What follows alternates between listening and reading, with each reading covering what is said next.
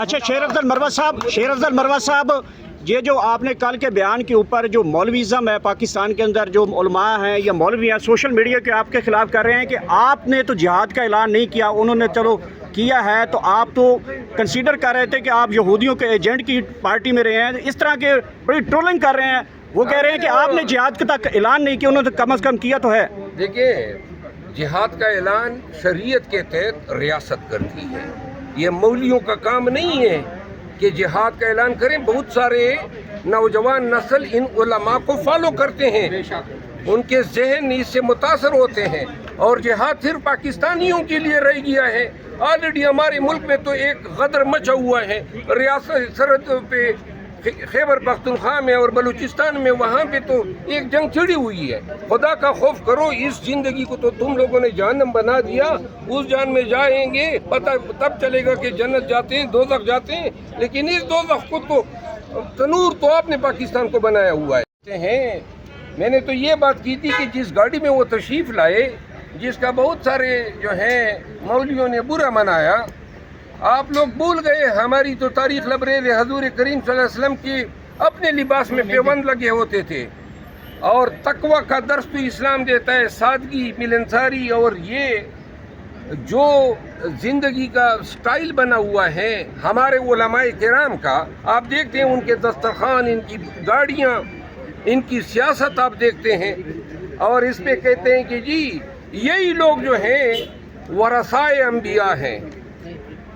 तो अंबिया ने तो खुद जो है ज़िंदगी में ऐसे लाइफ स्टाइल का तो तस्वुर ही नहीं किया था, न ये इसकी तदरीस की है। तो बुरा माने तो चंदा मुझे परवाह नहीं है। अच्छा, हजार दफ़ा बुरा माने, लेकिन पाकिस्तानियों को अगर कोई जिहाद की तरगीब देगा तो उनको चाहिए कि अमली तौर पे साबित करें। कम अज़ कम हज़रत अबू बकर सदीक ने ग़ज़वे बदर में अपने घर का सारा सामान दे दिया था।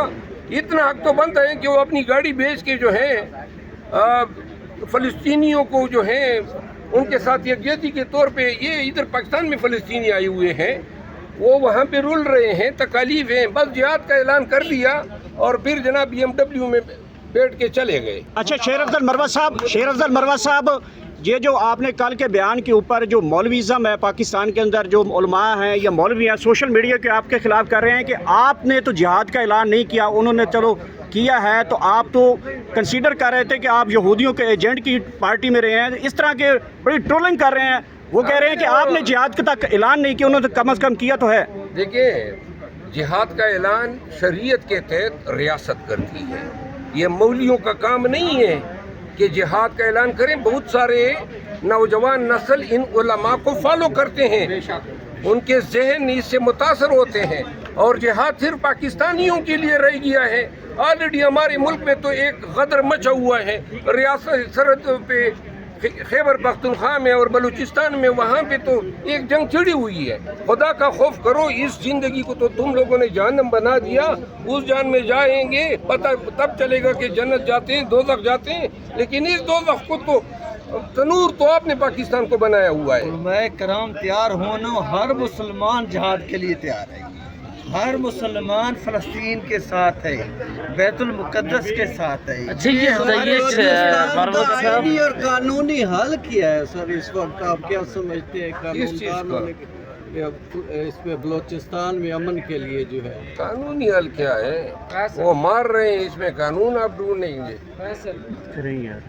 हाल यही है ना, 2001 से पाकिस्तान में बदनामी शुरू है। मैंने पार्लियामान में कहा था 2025 आ गई है। खुदा के लिए पाकिस्तानियों की जान छुड़वाएं, ख़त्म करें ना।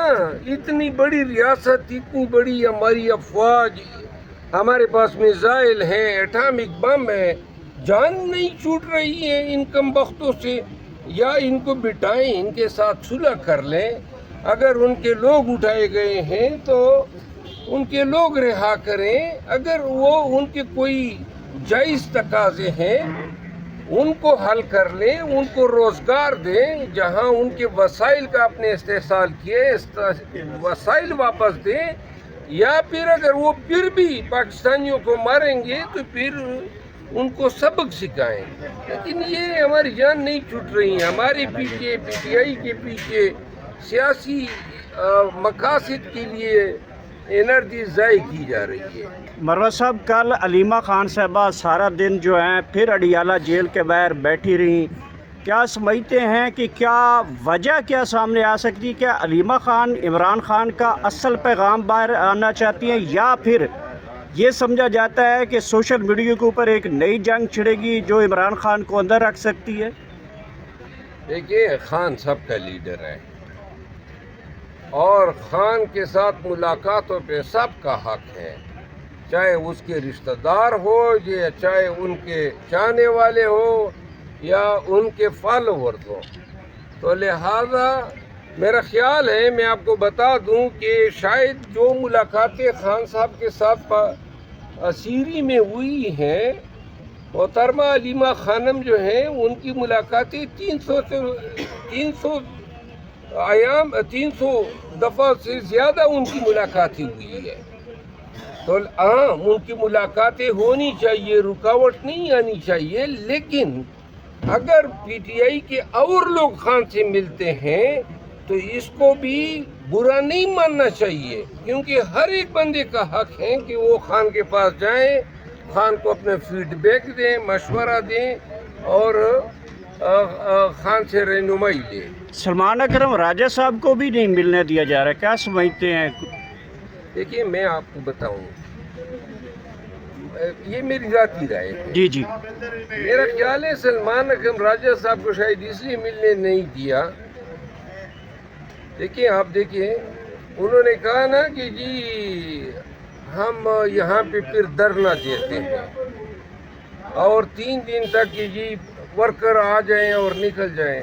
میرا خیال ہے کہ شاید ان کو یہ سبق سکھانا چاہتے ہیں کہ دھمکی سے کام نہیں چلے گا، کیونکہ ورکر تو آئے نہیں، آپ لوگوں کو پتہ ہے۔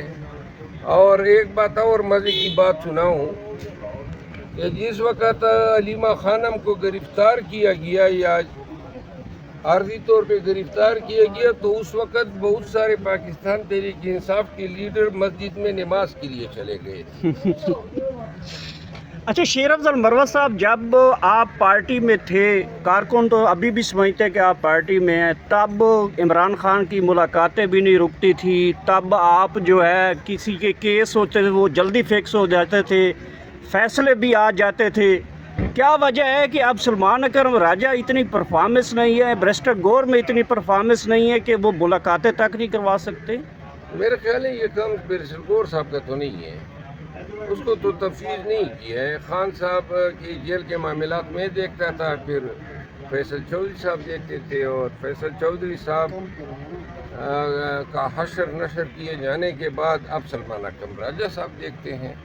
تو لہٰذا یہ معاملات تو تب سے ہی خراب ہوئے ہیں جب فیصل چودھری صاحب کو فارغ کیا گیا۔